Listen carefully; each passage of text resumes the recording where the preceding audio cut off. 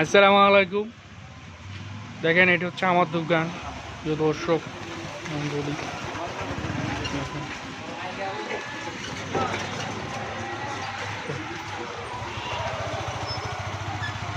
দেখে